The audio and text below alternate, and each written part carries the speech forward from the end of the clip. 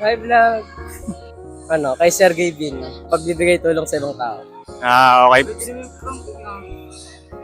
Pranking din. Ganun sa'yo, pranking. Kaya naisip ko ng simpleng prank lang. Sobrang luma lang ng prank to. At yun, paprank ko si daddy ko. Umuwi sila ng Tuesday. Galing silang abroad. Ayun. Ayaw talaga nila kaming paglagyan ng hikaw saka tato. Rules nila yon sa amin. Hanggat hindi ka pa tapos mag-aral, bawal mo na magpahikaw, bawal mo na magpatato. Pagkatapos mong mag-aral, pwede ka na. Pwede ka nang gawin mo lahat kung anong gusto mo. Hindi naman sa ayaw nila sa may hikaw sa may tato. Gusto lang nilang maging proper kami para sa school. Yan. Paprank ko lang si daddy. Actually, alam na ni mami to. Sinabi ko sa kanya. Bumili ako ng ganito. Binili ko sa Shopee. Yung isa dito, sobrang tagal niya na. Si Mami. Ayaw mag-hi, Mami. Ano yun? Ayaw mag-hi, Mami. Hello, guys. Bye-bye, guys. Yan. Mami ako nalalagay pag doon sa kwarto na, sa kabilang kwarto ko. Doon sila natutulog sa kwarto ko eh. Kaya, yun. Kuha akong damit doon. Kunyari. Tapos, ito pa isa. Sa tenga dito. Dalawa sa tenga. Tapos, nagtattoo dito ako. Kunyari. Hindi naman siya mukha fake. Yan. Yan. Tignan natin yung reaction ni daddy. Excuse me, no? Lalabas ako kung ginaano yung mga natin to. Ay, wow! Wow! Ang pogi mo naman dyan, daddy. Ito ang susunod ko lang kung hindi mo gagawin. Hindi, lapit ka dito. Dali. Hindi, lapit ka dito. Pogi ka. Kaya meron kang, ano, Ang ganito na pala. ang ganda naman yan. Ano nila yan? Peekaboo? Na, Peekaboo? yung pa ito mo. Peekaboo. Ang alam ko, peekaboo. Hindi na. Ano man hinahanap niya ng ano, nahanap niya naman si Levi's. Hindi na labahan. Gagawin ko nga ito. Mas maganda ito nga. Oo. Yan, kira mo lang ng mga pantalon. Ha? At puro ganyan ka. Baka sumabit ka sa mga sampayan dyan. Kita, nakahanger ka na.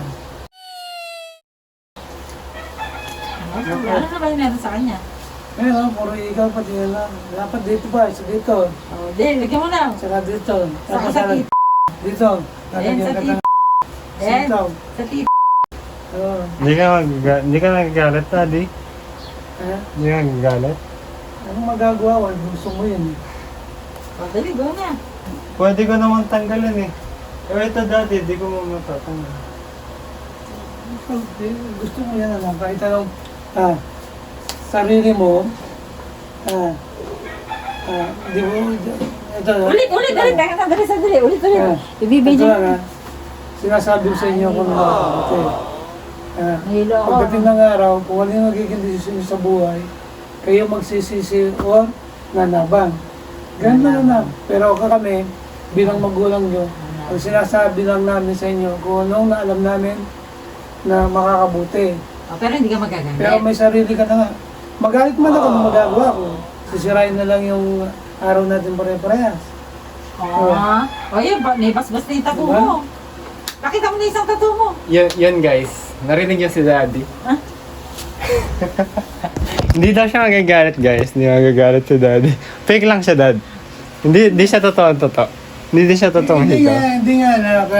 Nasa 21 anyos ka na. Makaprepida na din makalive. 21 years old ka na. Diba? Alam mo na yung tama at saka mali. Hindi kahit nung bata-bata pa kayo, hindi kayo mapipilit kung anong gusto nyo. Pipilit nyo pa rin ang gusto nyo. Ba't namin ano? Ba't ko kayo, ngayon ba nasa ustong gulang na kayo? Alam nyo makakabuti sa inyo. Pero kami, sinasabi lang namin, yung sa tingin namin na makakabuti sa inyo. Pero, at the end of the day, pa rin kayo magdedesisyon na para sa sarili nyo. Saan mo na yan? Saan mo na yan? Hindi naman na Hindi naman kada oras na nandiyan tayo sa magkatabi. Mapapantayan ko. Kahit nung bata pa kayo, din naman sa lahat ng oras, nasa tabi nyo kami. Kayo pa rin nagdidesisyon sa sarili nyo pag nasa school kayo, nasa mga kaibigan kayo. Pag nakita yung maliit kong tin... Yan guys. Kasama sa Sabi ko na sayang tattoo guys. Kaya ganyan ang turo ko sa inyo. Pagdating ng araw, makakatayo Ang kayo dami sa t-shirt sarili mo, ninyo. pangit. At pag nag-desisyon kayo, kahit tumingin kayo ng mga advice at saka ano, di ba? Kung tingin niyo kung ano based dun sa nakakalap niyo ano, mag-desisyon pa rin kayo para sa sarili niyo. That way, hindi niyo masasabi, kasi ito po sinabi sa akin eh. Ito sinabi sa akin ng ano ko eh. Nasa isipin mo, nasa gustong gulang ka, may pinag-aralan ka kahit hindi ka man natapos or something. Ipapaulo mo yung desisyon mo sa ibang tao para sa buhay mo. Ikaw papadesisyon mo sa ibang tao yung para sa magiging future ng buhay mo. Ako na. Pwede na kapag issue. Huwag mong bawasan yung pera ko doon ha. At nakakompute yun. Bibili pa akong tangke eh. Bye-bye, Daddy. Bye-bye. Hindi mo gigis, Daddy. Huwag mo kukunin yung 700. Kiss ko dati. Huwag mo kukunin yung 700. Gusto mo makita yung totoong ikaw pa daddy. Ito, totoong ikaw pa. Hindi, kahit lagay mo ba nung yung effect mo na hita. Kahit punuin mo pa yan. Sa'yo rin naman yan. Wala naman ako magagawa. Mali. Kay AJ yan, Daddy. Yun nga, kung ano yung magiging decision. Yung relo natin, di pa ipagutong mo kaya. Tandaan nyo, lahat ng tao, sa inyo, lagi yung Pwede ka nagpare. benefit or mag-ano. Pwede ka nagpare, Daddy. Ayoko kasi pagdating ng araw, kasi sabi ko na sa'yo, daddy. Eto nga, kasi Eh wala yung ano ko din na, yung rollers Diba, ko. gusto mo lang ka? Yung...